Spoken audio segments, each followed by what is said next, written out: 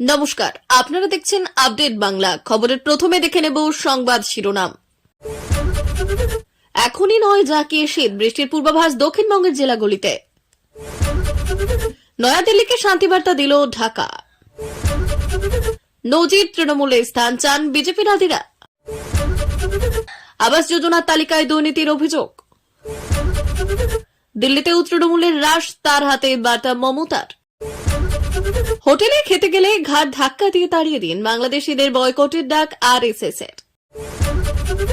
অন্ধ্রপ্রদেশে ওয়াকফ board ভেঙে দিল চন্দ্রবাবুর নেতৃত্বাধীন এনডিএ সরকার।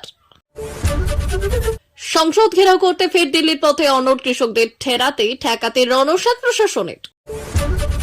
দুর্নীতির অভিযোগ, সরকারি ইঞ্জিনিয়ারের 150 কোটির সম্পত্তি বাজেয়াপ্ত। এসএসসি কেলেঙ্কারি, দুজনকে গ্রেপ্তার করল ইডি, বিপুল সম্পত্তি বাজেয়াপ্ত, চমকে যাবেন। আসছে বিস্তারিত খবরে। সনাতনীর নেতা চিন্ময় কৃষ্ণ দাসকে গ্রেপ্তারের পর বাংলাদেশে তৈরি হওয়া অস্থিরতা এবং নয়াদিল্লি ঢাকা স্নায়ুর লড়াইয়ের মধ্যে ভারতকে শান্তি ফেরানোর বার্তা দিল মোহাম্মদ ইউনূসের অন্তর্বর্তী সরকার। প্রধান উপদেষ্টা ইউনূসের প্রেস সচিব শফিকুল আলম ঢাকা থেকে ফোনে জানালেন, ভারতের সঙ্গে উত্তেজনা বেড়েই চলেছে, আমরা তা প্রশমিত করতে চাইছি। এই উত্তেজনা অনলাইনে কৃত্রিমভাবে ছড়ানো হচ্ছে। আমি ভারতীয় সাংবাদিকদের আমন্ত্রণ জানাচ্ছি, তারা এসে বাংলাদেশের পরিস্থিতি নিজের চোখে দেখে তারপর সিদ্ধান্তে আসুক। কিছু ঘটনা ঘটেছে যা নিন্দনীয়, আমরা তার বিরুদ্ধে ব্যবস্থা নিয়েছি। চট্টগ্রামে পুলিশের নিরাপত্তা কতটা বাড়ানো হয়েছে তা আপনারা সেখানকার প্রশাসনের সঙ্গে কথা বললেই বুঝতে পারবেন। তার কথা, ইসকনের সব ধর্মীয় নেতার সঙ্গেই আমাদের কথা হয়েছে এবং তাদের নিষিদ্ধ করার কোনো প্রশ্ন কখনোই ওঠেনি। ভারতের কাছে ভুল ব্যাখ্যা যাচ্ছে, এই কোনো ধর্মীয় সংগঠনকে নিষিদ্ধ করা আমাদের লক্ষ্য নয়। সমাজ মাধ্যমে ভাইরাল হয়েছে বাংলাদেশের প্রযুক্তি বিশ্ববিদ্যালয়ের প্রবেশপথে ভারতীয় পতাকা বিছিয়ে রাখার ছবি, যার উপর দিয়ে ক্যাম্পাসের ছাত্রছাত্রীরা হেঁটে যাচ্ছেন। বিষয়টি নিয়ে বিশদে না গিয়ে শফিকুল বললেন, কিছু বিচ্ছিন্ন ঘটনা ঘটেছে যা নিন্দনীয়। একটি মন্দিরে ঢিল ছোড়ার খবর আসার পর আমরা তৎক্ষণাৎ ব্যবস্থা নিয়েছি। বর্তমান উত্তপ্ত পরিস্থিতি নিয়ে আজ মুখ খুলেছেন বিএনপি এবং জামায়াতে ইসলামী নেতারা। বিষয়টি নিয়ে জানতে চাওয়া হলে বিএনপি সহ সভাপতি আব্দুল আওয়াল মিন্টুর বক্তব্য, বিভিন্ন সমাজ মাধ্যমে যেভাবে পরিস্থিতির ব্যাখ্যা করা হচ্ছে তাতে মনে হচ্ছে বাংলাদেশে পুরো দস্তুর সাম্প্রদায়িক হিংসা চলছে, কিন্তু বাস্তব পরিস্থিতির সঙ্গে সেটা মেলে না।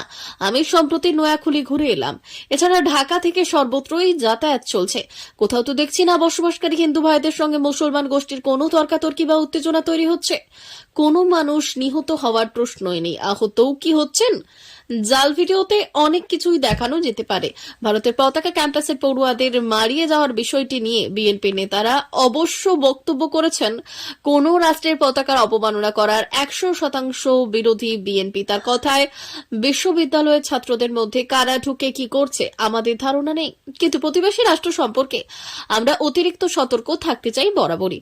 ভারত যদিও অভিযোগ করেছে তাদের উত্তর পূর্বাঞ্চলে অস্থিরতা তৈরির জন্য আমাদের হাত ছিল, কিন্তু বিএনপির ইতিহাসে সেই প্রতিবেশীর সঙ্গে শত্রুতা করা, আমাদের সঙ্গে ভারতের রাজনৈতিক এবং অর্থনৈতিক ইতিহাস জড়িত, ফলে সেটা নষ্ট করলে উভয়েরই ক্ষতি।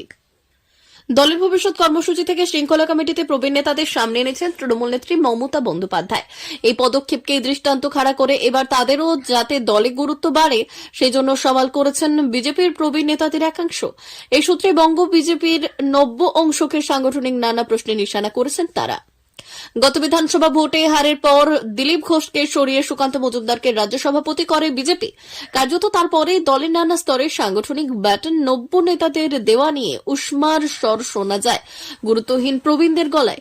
ইতিমধ্যে সুকান্ত কেন্দ্রীয় মন্ত্রী হওয়ায় সভাপতি পদে বদল যখন কার্যত অনিবার্য, সেই প্রেক্ষিতেই দলের নবীন প্রবীণ দ্বন্দ্ব ফের সামনে আসতে শুরু করেছে। সেই সূত্রে বিভিন্ন উপনির্বাচনে শোচনীয় ফল। লোকসভা নির্বাচনে 2019-এর তুলনায় এবার বিজেপির আসন কমার মতো নানা ঘটনা দৃষ্টান্তও দিচ্ছেন আদি নেতারা। তৃণমূল সাম্প্রতিক সাংগঠনিক দায়িত্ব বন্টনের উদাহরণ টেনে রাজ্য বিজেপির এক নেতার বক্তব্য, সাফল্যের শীর্ষে থেকেও মমতা দল পরিচালনায় প্রবীণদের ওপরেই যেখানে আস্থা রাখছেন, সেখানে কঠিন পরিস্থিতিতে অভিজ্ঞ নেতাদের ঘরে বসিয়ে রাখছে বিজেপি। যারা এখন দল পরিচালনার দায়িত্বে রয়েছেন তাদের বেশিরভাগই বিজেপিতে এসেছেন 2019-এর পরে। বিজেপি কি সেটাও অনেকেই জানেন না বলে ওই অংশের দাবি। দীর্ঘদিনের বিজেপি নেতা রাজকমল পাঠকেরও স্পষ্ট বক্তব্য, সুকান্তের নিজের রাজনৈতিক অভিজ্ঞতা 4 বছরের, ওর সঙ্গে লোকজন তৃতীয় সারির খেলোয়াড়। প্রথম সারির খেলোয়াড়দের গ্যালারিতে বসিয়ে রাখা হয়েছে যারা কেন্দ্রীয়ভাবে দায়িত্বে।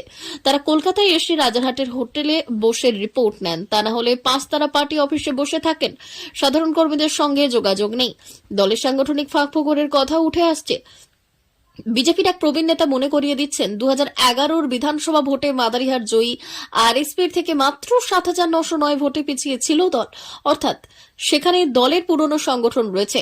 মাদারিহাট আসনে সাম্প্রতিক উপনির্বাচন হারের সূত্রে ওই নেতার বক্তব্য, আমাদের সংগঠনের কি হলো, সন্ত্রাস হলে তা রোখা গেল না কেন?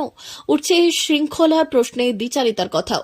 শৃঙ্খলার কথা বলে বিজেপি পুরনো নেতা রিতেশ তিওয়ারিকে বহিষ্কার করা হলেও সম্প্রতি উপনির্বাচনে দলের ভরাডুবির পর রাজ্য সভাপতির বিরুদ্ধে অর্জুন সিং, জিতেন্দ্র তিওয়ারিরা মুখ খুললেও তাদের বিরুদ্ধে কি ব্যবস্থা নেওয়া হয়েছে? দলের পুরনো অংশের বক্তব্যকে সমর্থন করে প্রাক্তন রাজ্য সভাপতি দিলীপও বলছেন, বিজেপি বলে যারা পরিচিত তাদের দেখা যাচ্ছে না, তাহলে কর্মীরা কার ভরসায় রাস্তায় নামবেন? নেতাদের উচিত সকলকে নিয়ে চলা। আমি যখন যেখানে যাই পুরনো নেতাদের ডাকি, আশা করি দলে নতুন কমিটি তৈরি হলে সেখানে পুরনো নেতাদের জায়গা দেওয়া হবে। যদিও দ্বন্দ্ব তত্ত্বকে উড়িয়ে দিয়ে রাজ্য বিজেপির প্রধান মুখপাত্র শ্রমিক ভট্টাচার্যের বক্তব্য, তৃণমূল ব্যক্তি এবং পরিবার নির্ভর দল, আমাদের দল আদর্শ এবং সংগঠন নির্ভর, যারা দলের কাজ করেন সকলেই দলের নেতা। আদি নব্য বলে কিছু নেই, পুরনোদের মাথায় রাখতে হবে নতুনরা সুযোগ না পেলে দল এগোবে না, আর নতুনদের মনে রাখতে হবে পুরনোরা প্রদীপ জেলে বসে না থাকলে দল আজ এই জায়গায় পৌঁছত না।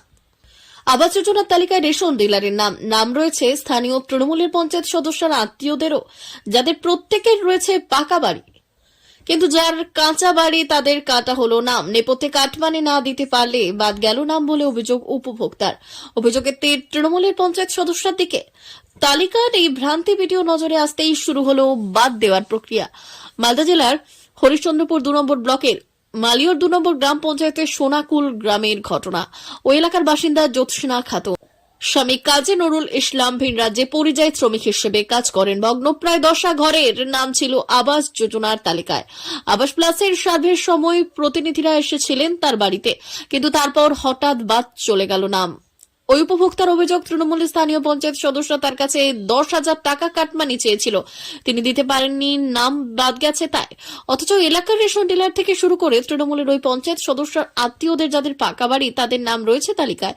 পঞ্চায়েত সদস্য লুৎফুন নেসার দেওর এলাকার রেশন ডিলার রফিকুল ইসলামের নাম রয়েছে এই তালিকায়, যার অট্টালিকার মতো বাড়ি রয়েছে। যদিও রফিকুলের দাবি 2018 সালের তালিকায় তার নাম ছিল, তখন তিনি ডিলার ছিলেন না, এখন কিভাবে নাম আছে সেটা জানেন না।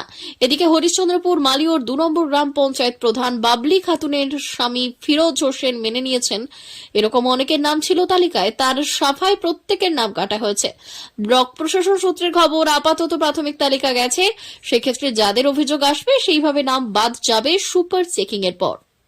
তৃণমূলের সংসদীয় দলের পরিচালনার ক্ষেত্রে নিঃশব্দে একটি নতুন প্রবণতা তৈরি হয়েছে বলে মনে করছে রাজনৈতিক শিবির এবং দলের একাংশ। সেটি হলো দিল্লিতে সংসদে দল পরিচালনার ক্ষেত্রে শৃঙ্খলা পরায়ণতাকে সর্বোচ্চ গুরুত্ব দেওয়া, আর সেক্ষেত্রে দলের রাষ্ট্রীয় তৃণমূল নেত্রী মমতা বন্দ্যোপাধ্যায়ের হাতে থাকবে সেটা তার পক্ষ থেকেই স্পষ্ট করে দেওয়া হয়েছে সাংসদদের। বিষয়টি এমন নয় যে আগের রাজ থাকতো অন্য কারো হাতে। কোনো বিতর্কিত বিষয় হলে তৃণমূলের লোকসভা অথবা রাজ্যসভার নেতা বাইরে গিয়ে মমতাকে ফোন করে তার পরামর্শ দিতেন, তবে তা হতো বিশেষ কোনো বড় মাপের বিতর্কের ক্ষেত্রে। কিন্তু তৃণমূল শিবির মনে করছে সম্প্রতি রাঁচি থেকে ফিরে এবার খোদ মমতাই কমিটি তৈরি করে নিজে শেষ কথা বলার কথা ঘোষণা করেছেন। তার থেকে স্পষ্ট এই নিয়ে একটি কড়া বার্তা তিনি দিতে চাইছেন সাংসদদের, যাতে রাজ্য রাজনীতির নেতৃত্ব কার হাতে তাই নিয়ে নতুন কোনো কিছু ভুল বোঝাবুঝি বা বিভাজন তৈরি না হয়। কি বলছেন নেত্রী? তার বক্তব্য, লোকসভায় যা অবস্থান নেওয়ার সেই আমাদের কারো একার বিষয় নয়, এই বিষয়ে অবস্থান নেবেন তৃণমূল কংগ্রেসের সংসদীয় দলের চেয়ারম্যান আমি। এবং তারপর তিনি একটি কমিটির কথা বলেছেন যেখানে সুদীপ বন্দ্যোপাধ্যায়, কল্যাণ বন্দ্যোপাধ্যায়, ডেরেক ওব্রায়েন, সাগরিকা ঘোষ, নাদিমুল হক রয়েছেন। এই কমিটি তার সঙ্গে কথা বলবে সংসদীয় কৌশল নিয়ে। দলীয় নেতৃত্বের পক্ষ থেকে বলা হয়েছে 2026 বিধানসভা নির্বাচন পর্যন্ত শুধুমাত্র রাজ্যে নয়, দিল্লির রাজধানীতেও রাজনীতিকে দলকে পরিচালনা করবেন মমতাই। যে কোনো বিষয়ে নোটিশ দেবেন, কোন বিষয়ে আলোচনার জন্য তোলা হবে, কংগ্রেসের সঙ্গে সম্পর্ক নিয়ে কেমন ভাবে এগোনো হবে, ইন্ডিয়া জোটে তোলা বিভিন্ন বিষয়গুলির মধ্যে কোনটা তৃণমূলের সায় থাকবে বা থাকবে না, এই সবেতেই তার শিলমোহর থাকবে। বাংলার প্রতি আর্থিক বঞ্চনাকে সর্বাধিক গুরুত্ব দিয়ে সংসদে 2 কক্ষে তোলার নির্দেশও তার। আপাতত 6টি বিষয়ে তিনি সর্বসম্মতিক্রমে নির্ধারণ করে দিয়েছেন শীতকালীন অধিবেশনের জন্য। তার মধ্যে রয়েছে বাংলার প্রতি কেন্দ্রীয় বঞ্চনা, মূল্যবৃদ্ধি, মুদ্রাস্ফীতি, কৃষকদের শারীরিক নিরাপত্তা, গৌতম আদানি ঘুষকাণ্ড নিয়ে কংগ্রেসের সঙ্গে গলা মেলানো অথবা তাদের করা সংসদীয় প্রতিবাদে শামিল না হওয়ার স্পষ্ট নির্দেশ রাখা হয়েছে তার তরফে। যদিও কেউ তার ব্যতিক্রম করেন, সেটাকে দলের সিদ্ধান্ত হিসেবেই গণ্য করা হবে। তৃণমূল নেতৃত্ব মনে করিয়ে দিচ্ছেন, দলীয় অবস্থানের বাইরে গিয়ে এক তৃণমূল সাংসদ আদানি নিয়ে একের পর এক পোস্ট করে গিয়েছেন। ভবিষ্যতে যদি তা চলতে থাকে তাহলে তাকে দলীয় শৃঙ্খলার পরিপন্থী হিসেবেই ধরা হবে। দলের প্রতি মমতার আরও একটি নির্দেশ, শৃঙ্খলা মানা সবার জন্যই একইভাবে প্রযোজ্য। কোনো জেলা নেতা বা উপনেতার জন্য যেমন লোকসভা বা রাজ্যসভার সাংসদদের জন্য ঠিক তেমনই। বাংলাদেশে হিন্দু হত্যা না থামালে এদেশে চিকিৎসা করতে আসা বাংলাদেশিদের সামাজিকভাবে বয়কটের বার্তা অখিল ভারত হিন্দু মহাসভার। বাংলাদেশে হিন্দুদের উপর অত্যাচার বন্ধ না হলে চিকিৎসা পরিষেবা দেওয়া তো দূরের কথা, এমনকি হোটেলে গেলে তাদের খাবার না দেওয়া এবং তাদের কোনো জিনিস বিক্রি না করার বার্তা দেওয়া হয়েছে আরএসএস এর পক্ষ থেকে। রবিবার আজ আরএসএস অখিল ভারত হিন্দু মহাসভার রাজ্য সভাপতি ডক্টর চন্দ্রচূড় গোস্বামী এই প্রেক্ষিতেই বাংলাদেশিদের বয়কটের ডাক দেন। হিন্দু মন্ত্রিসভার বক্তব্য, বাংলাদেশের স্বাধীনতার লড়াইয়ে ভারত সেই সময় তাদের যথার্থভাবে সাহায্য করেছিল। অনেক ভারতীয় জওয়ান সেই সময় নিজেদের রক্ত দিয়ে বাংলাদেশকে স্বাধীন হতে সাহায্য করেছে। এখন তারা বেঈমানের মতো আচরণ করছে। বিশ্বে আরো অনেক মুসলিম দেশ রয়েছে, কিন্তু তারা এমন করে না। মোহাম্মদ ইউনূস কিভাবে শান্তির জন্য নোবেল পেয়েছেন তা নিয়েও প্রশ্ন ছুড়েছেন চন্দ্রচূড়। আরএসএস এর রাজ্য সভাপতি বললেন, আমরা প্রতিবাদ করছি, তবে প্রতিশোধ নেওয়ার প্রয়োজন, কারণ এরা পরবর্তীতে সন্ত্রাস ছড়াবে। এরা পৃথিবীর কলঙ্ক। সারা ভারতের উচিত বাংলাদেশকে বয়কট করা। শুধু চিকিৎসা নয়, কোনো হোটেলে খেতে গেলে গাড় ধাক্কা দিয়ে তাড়িয়ে দেওয়া উচিত। তৃণমূলের সংসদীয় দলের পরিচালনার ক্ষেত্রে নিঃশব্দে একটি নতুন প্রবণতা তৈরি হয়েছে বলে মনে করছে রাজনৈতিক শিবির এবং দলের একাংশ। সেটি হলো দিল্লিতে সংসদে দল পরিচালনার ক্ষেত্রে শৃঙ্খলা পরায়ণতাকে সর্বোচ্চ গুরুত্ব দেওয়া। আর সেক্ষেত্রে দলের রাশ যে তৃণমূল নেত্রী মমতা বন্দ্যোপাধ্যায়ের হাতে থাকবে, সেটা তার পক্ষ থেকেই স্পষ্ট করে দেওয়া হয়েছে সাংসদদের। বিষয়টি এমন নয় যে আগে রাশ থাকতো অন্য কারো হাতে। কোনো বিতর্কিত বিষয় হলে তৃণমূলের লোকসভা অথবা রাজ্যসভার নেতা বাইরে গিয়ে মমতাকে ফোন করে তার পরামর্শ নিতেন, তবে তা হতো বিশেষ কোনো বড় মাপের বিতর্কের ক্ষেত্রে। কিন্তু তৃণমূল শিবির মনে করছে, সম্প্রতি রাঁচি থেকে ফিরে এবার খোদ মমতাই কমিটি তৈরি করে নিজের শেষ কথা বলার কথা ঘোষণা করেছে। তার থেকে স্পষ্ট এ নিয়ে একটি কড়া বার্তা তিনি দিতে চাইছেন সাংসদদের, যাতে রাজ্য রাজনীতির নেতৃত্ব কার হাতে তাই নিয়ে কোনো ভুল বোঝাবুঝি বা বিভাজন তৈরি না হয়। কি বলছেন নেত্রী? তার বক্তব্য, লোকসভায় যা অবস্থান নেওয়ার সেটা আমাদের কারো একার বিষয় নয়। এ বিষয়ে অবস্থান নেবেন তৃণমূল কংগ্রেসের সংসদীয় দলের চেয়ারম্যান। প্রিয় দর্শক, এখনকার মতো খবর এই পর্যন্তই। ধন্যবাদ।